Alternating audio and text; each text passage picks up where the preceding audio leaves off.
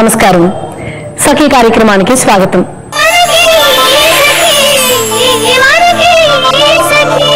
సఖలు, ఈరోజు ప్రత్యేకత ఏంటో మీకు తెలుసా?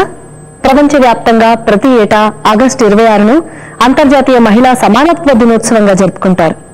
ఆధునిక కాలంలో మహిళా జీవితంలో రెండు భిన్న కోణాలు కనిపిస్తాయి మనకి. ఒకవైపు మహిళలు గతంలో లేని ఎన్నో అవకాశాలను ఆకాశమే హద్దుగా అందుకుంటున్నారు. ఎన్నడూ లేని ఆత్మవిశ్వాసంతో ముందుకు దూసుకుపోతున్నారు. పురుషులకు ధీటుగా ప్రతి రంగంలోనూ పోటీ పడుతున్నారు. విద్య, ఉద్యోగ, శాస్త్ర, సాంకేతిక, వ్యాపార రంగాల్లోనే కాదు, రాజకీయ రంగంలోనూ తమదైన శైలిలో దూసుకుపోతున్నారు. కానీ ఈ అవకాశాలు మహిళలందరికీ అందుతున్నాయా అనేది $1,000,00,000 ప్రశ్న. ముందైతే కార్యక్రమం చూడండి, ఆ తర్వాత మళ్ళీ మాట్లాడుకుందాం.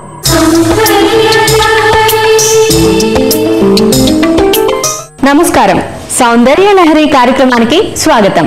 సక్లు, ఈ రోజు మనం ఉన్నాం నిజాంపేటలో ఉన్న మేఘ్నా బ్యూటీ సలూన్ లో. అండ్ మనతో పాటు ఉన్నారు బ్యూటీ ఎక్స్పర్ట్ శోభారాణి గారు. మరి ఈ రోజు మనకి సౌందర్యానికి సంబంధించి ఆవిడ ఏం తెలియజేస్తారో ఆవిడని అడిగి తెలుసుకుందాం. నమస్కారం శోభారాణి గారు. హాయ్ సమీక్ష, ఎలా ఉన్నారు? బాగున్నాను.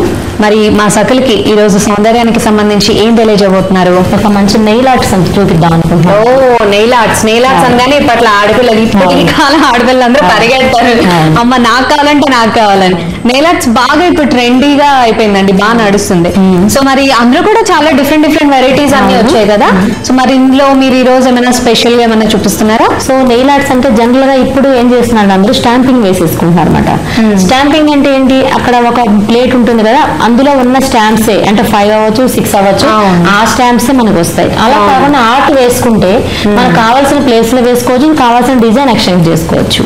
ఓకే, సో అటువంటి నెయిల్ ఆర్ట్ ఇప్పుడు నేను చూపించబోతున్నా. ఓకే, సో ఎవరైనా ఈజీగా వేసుకునేటట్టు ఉంటాయి. అవును. ఓకే, మరి స్టార్ట్ చేద్దామా అండి? స్టార్ట్ చేద్దాం. ఓకే, మరి శోభరాణి గారు స్టార్ట్ చేద్దామా? స్టార్ట్ చేద్దాము.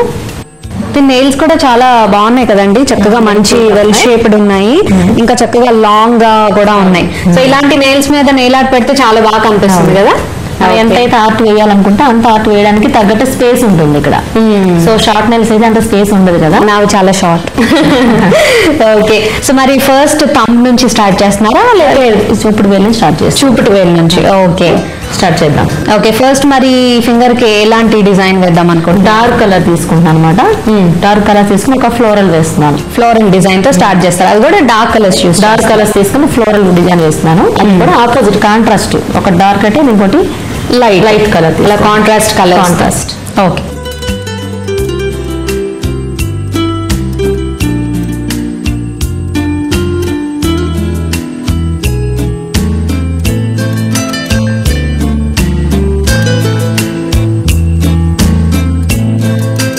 So Samyuktha first finger complete అయిపోయింది మన ఫ్లోరల్ తో ఇప్పుడు. ఓకే, వావ్, చాలా బాగుందండి. డార్క్ రెడ్డిష్ మరూన్ తీసుకున్నారు బేస్, దానిపైన వైట్ కలర్ ఫ్లవర్ వేసారు, అది కూడా చిన్ని ఫ్లవర్. సో ఎవరైనా ఇలా సింపుల్ గా నీట్ గా కావాలి అనుకున్న వాళ్ళు వేసుకోవచ్చు. చూడగానే అమ్మో చాలా కష్టమేమో అనుకుంటాం, చాలా సింపుల్ గా ఉంది ప్రాసెస్ కూడా. చాలా బాగుందండి. మరి ఫస్ట్ ఫింగర్ అయిపోయింది, సెకండ్ దానికి ఏమేద్దాం అనుకుంటున్నారు? సెకండ్ కంటే 2-3 కలర్స్ మిక్స్ చేస్తే మనకి ఏ విధంగా ఉంటుంది పాలిష్ అనేది చూద్దాం అనుకుంటున్నాను. ఓకే, ఒక 2-3 కలర్స్ మిక్స్ చేసి ఒక డిఫరెంట్ డిజైన్ అన్న. ఓకే ఓకే,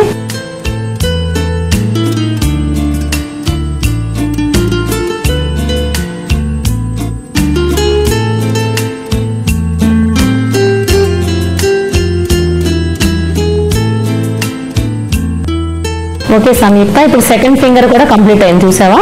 ఓ వావ్, చాలా బాగుందండి. మంచి కలర్స్, పీచ్ మీద బ్లూ ఇంకా బ్లాక్ యూస్ చేశారు. సో ఈ పీచ్ కలర్ అంటే మనకి ఏ కలర్స్ వేసినా దాని మీద బాగా ఎలివేట్ అవుతుంది.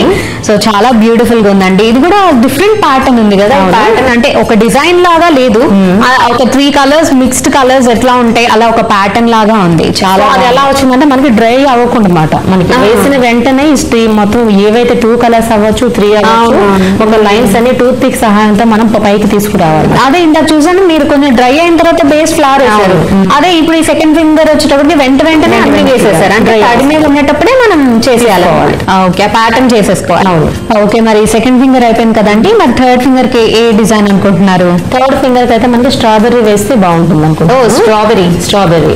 ఓకే, స్ట్రాబెర్రీ అంటే మంచి రెడ్ కలర్ లో ఉంటుంది కాబట్టి మనం రెడ్ కలర్ చూస్ చేస్తాము. గ్రీన్ కలర్ ఏమో పైన వేసుకుంటాం లైట్ గా. ఓకే, తర్వాత నెయిల్ డాటింగ్ పెన్స్ తో మనం అక్కడక్కడ చుక్కలు పెట్టుకుంటాం అన్నమాట. ఓకే, మొత్తానికి ఇప్పుడు ఒక ఫ్రూట్ నేస్తున్నారు, స్ట్రాబెర్రీ నేస్తున్నారు. ఓకే,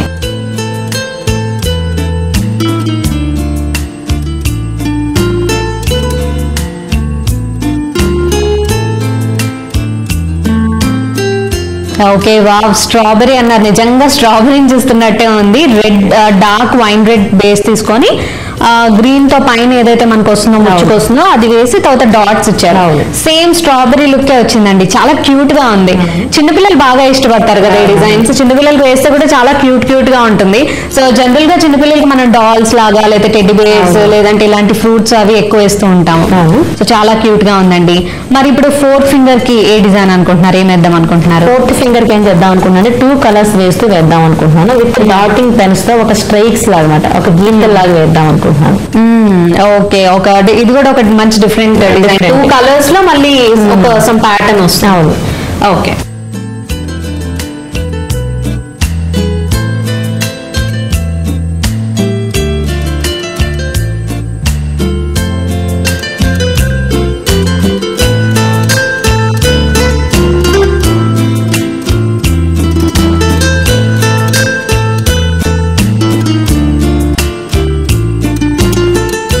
సో సంయుక్త మనకి ఫోర్త్ ఫింగర్ కూడా కంప్లీట్ అయిపోయింది.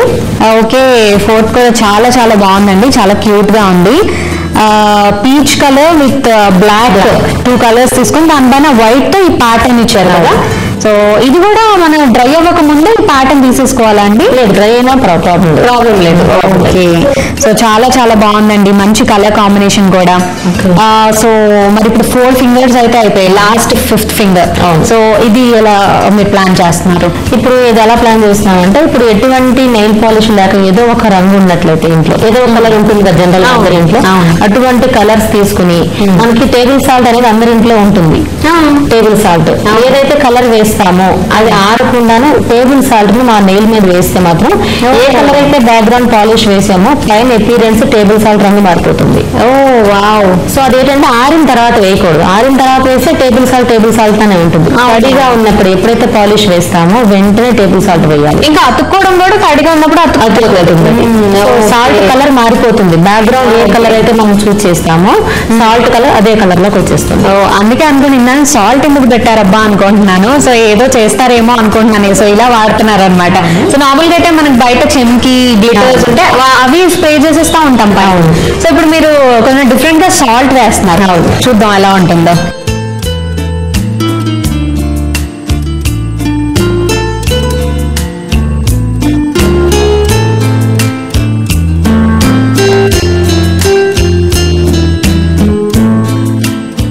సో లాస్ట్ ఫింగర్ కూడా కంప్లీట్ అయిపోయింది సంయుక్త, చూడు సాల్ట్ తో. ఇప్పుడు వావ్, చాలా బాగుందండి. సో చూస్తున్నారు కదండి, 5th finger actually green base తీసుకున్నారు, ప్యారెట్ గ్రీన్ బేస్ తీసుకొని అది బేస్ కోట్ వేసేసుకున్న తర్వాత అది ఆరకి ముందే వెంటనే దానిపైన సాల్ట్ జస్ట్ అలా జల్లేసుకున్నారు. సో ఎక్సెస్ ఉన్నదాన్ని జస్ట్ దాన్ని ఇట్లా చేసేయగానే మొత్తం అంతా పోయింది. సో ఎక్సెస్ ఉన్నదాన్ని తీసేశారు. చాలా బ్యూటిఫుల్ గా ఉన్నాయి. మరి ఇంతనే అయిపోయిందా? ఇంకా లేదు, ఇంకా ఇప్పుడు వరకు అయితే మన ఆర్ట్ అయితే కంప్లీట్ అయింది.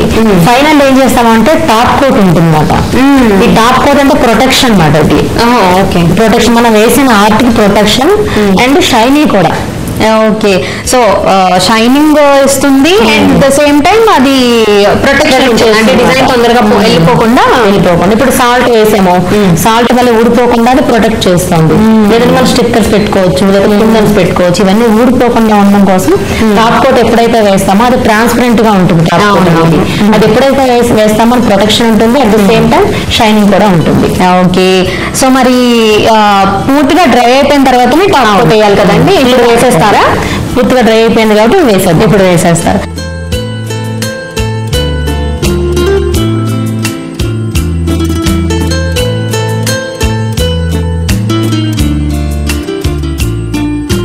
సో టాప్ కోట్ కూడా కంప్లీట్ గా అయిపోయింది కదండి. చక్కగా మీరు అన్నట్టు నిజంగా షైనింగ్ కూడా ఎక్కువ షైనింగ్ వస్తుంది, at the same time protection కూడా. సో జనరల్ గా ఇలా నెయిల్ ఆర్ట్ వేసుకున్న తర్వాత మనకి మాక్సిమం ఎన్ని డేస్ ఉంటుందంటారు ఈ నెయిల్ ఆర్ట్? మనం టాప్ కోట్ వేసుకుంటే ఎక్కువ డేస్ ఉంటుంది, అంటే 2 weeks వరకు ఉంటుంది. ఓకే, టాప్ కోట్ వేయలేదు అంటే మాత్రం 1 week లో పోతుంది మనకి, ఎక్కువ తడిలోకి వెళ్ళకుండా. సో ఇలాంటి జాగ్రత్తలు అయితే ఖచ్చితంగా యూత్ లో ఉన్న వాళ్ళు బాగా తీసుకుంటారు. సో చాలా చాలా బాగుందండి నెయిల్ ఆర్ట్. 5 different డిజైన్స్ చాలా చాలా క్యూట్ గా ఉన్నాయి, చాలా బ్యూటిఫుల్ గా ఉన్నాయి. ఇందులో పెద్దవాళ్ళు పెట్టుకునేటట్టు ఉన్నాయి, అట్ ద సేమ్ టైం చిన్న పిల్లలు కూడా పెట్టుకునేటట్టు. మరి ఇంత మంచి నెయిల్ ఆర్ట్ ఈరోజు మాకు పరిచయం చేసినందుకు ధన్యవాదాలండి. వెల్కమ్. సకలు చూసారు కదండి, ఇది నాటి సౌందర్య లహరి. మరో చక్కటి ఎపిసోడ్ లో మళ్ళీ కలుద్దాం. అంతవరకు నమస్తే అండి. ఇవాళ సాధికారత దిశగా కొంతమంది మహిళల అడుగులు ముందుకు పడుతున్నాయి, కానీ ఇప్పటికీ దేశంలో చాలా మంది మహిళల జీవితాలు దుర్భరంగానే ఉన్నాయి. ఇంకా అభివృద్ధికి కొన్ని వందల కిలోమీటర్ల దూరంగా మహిళలు బతుకుతున్నారు. ఇంట బయట రక్షణ లేని పరిస్థితులు, అత్యాచారాలు, లైంగిక వేధింపులు, యాసిడ్ దాడులు, బాల్య వివాహాలు, భ్రూణ హత్యలు, ఇలా అనేక రూపాల్లో సమస్యలు ఆడపిల్లలకి శాపంగా మారుతున్నాయి. మన దేశంలో ఆడపిల్లల పెళ్లి కూడా తల్లిదండ్రులకు పెద్ద భారమే. ఎలాగో అలా పెళ్లయిందనుకోండి, ఆ తర్వాత వరకట్న వేధింపులు, గృహహింస, అక్రమ రవాణా, ఇలా మహిళలు నిత్యం కష్టాల సుడిగుండంలో తిరుగుతూనే ఉంటున్నారు. ముందైతే కార్యక్రమం చూడండి, ఆ తర్వాత మళ్ళీ మాట్లాడుకుందాం.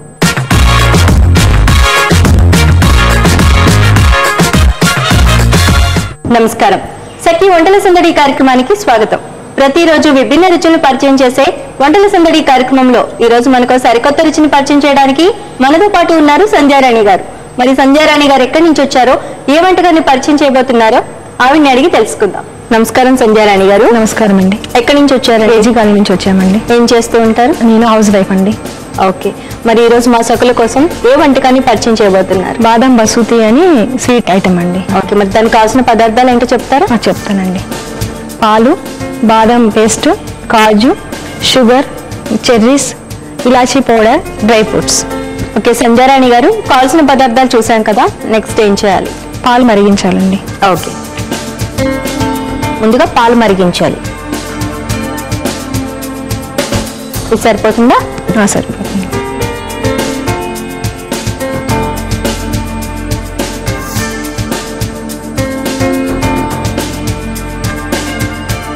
సంధ్యారాణి గారు, ఇప్పుడు మనం 1 కప్పు పాలు తీసుకుంటే దానికి ఎంత క్వాంటిటీ బాదాంది పేస్ట్ తీసుకోవాలంటారు?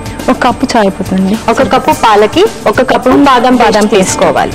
అట్లాగే డ్రై ఫ్రూట్స్ కూడా వాటికి తగ్గట్టుగా కొద్దిగా తీసుకుంటే సరిపోతుంది. ఓకే సంధ్యారాణి గారు, ఈ పాలు మరిగే వరకు మనం ఒక 2 minutes వెయిట్ చేద్దాం. సరే. ఓకే సంధ్యారాణి గారు, మనకి పాలు పూర్తిగా మరిగిపోయాయి కదా, నెక్స్ట్ ఏం చేయాలి? షుగర్ వేయాలండి. ఓకే,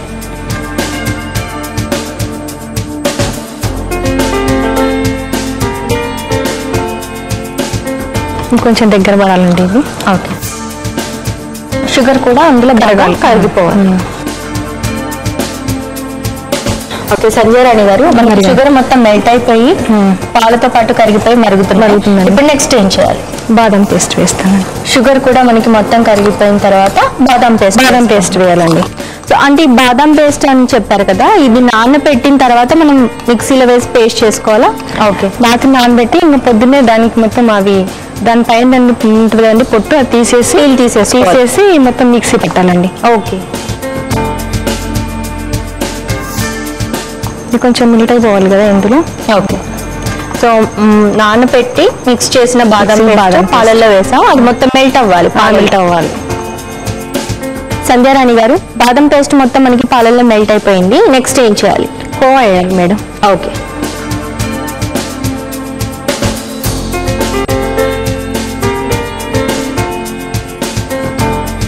సో అంటే ఇది స్వీట్ కోవానే మనకి షాప్స్ లో దొరుకుతుంది. స్వీట్ కోవా వేయచ్చు మేడం, లేకపోతే వితౌట్ షుగర్ ఉన్నది కూడా వేయవచ్చు. స్వీట్ ఎక్కువగా ఇష్టపడే వాళ్ళు మాత్రం స్వీట్ గా ఉన్న కోవా కూడా వాడుకోవచ్చు అన్నమాట. సో మనకి కోవా కూడా ఈ బాదం మిల్క్ లో మొత్తంగా మెల్ట్ అయిపోవాలి. అయిపోయినట్టు మేడం, ఎందుకంటే ఇది ఉండలు కట్టకుండా కొంచెం మనం కలుపుతూ ఉండాలి. కోవా వేసాం కాబట్టి ఉండలు కట్టకుండా కలుపుకుంటూ ఉండాలి. అయిపోయింది madam. Okay, serving bowl serving చేసుకో. సో అయిపోయింది, సర్వింగ్ బౌల్లో తీసుకోవడమే. స్టవ్ ఆఫ్ చేయొచ్చా? చేయొచ్చు.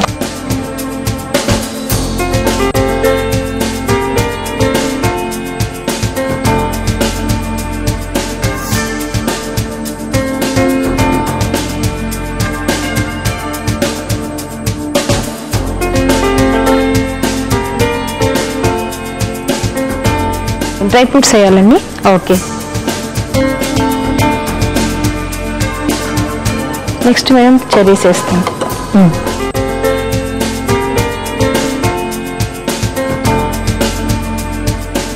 లాస్ట్లో ఇలాచీ పొడి.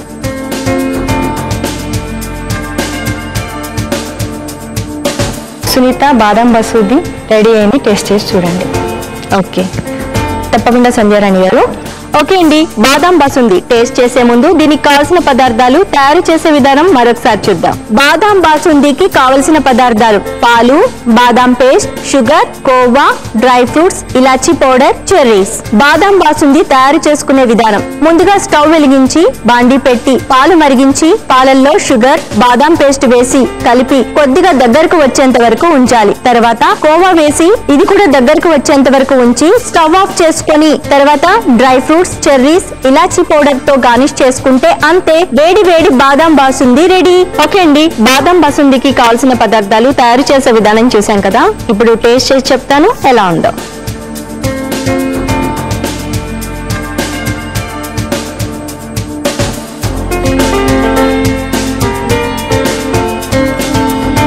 సంధ్యారాణి గారు, బాదాం బాసుంది చాలా చాలా ఎక్సలెంట్ గా ఉంది నిజంగా. అంటే అన్ని రకాల నేను కీర్లు టేస్ట్ చేశా కానీ ఇంత అద్భుతమైన పాయసం మాత్రం ఎప్పుడు తినుండనేమో.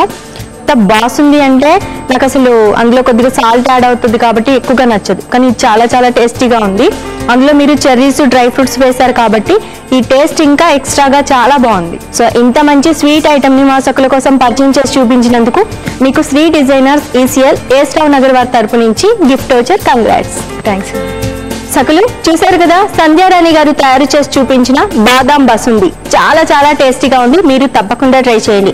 మరి మీరు కూడా మీకు తెలిసిన సరికొత్త వంటల్ని మాకు పరిచయం చేయాలనుకుంటే మీరు ఫోన్ చేయాల్సిన మా ఫోన్ నంబర్ 04023556540కి ఫోన్ చేసి సఖి వంటల సందడి కార్యక్రమంలో పాల్గొనండి. సకులు చూశారు కదా, ఇది వాటి వంటల సందడి. రేపటి వంటల సందడిలో మరో సరికొత్త వంటకంతో మళ్ళీ మీ ముందుంటాం. అంతవరకు సెలవు. నమస్కారం.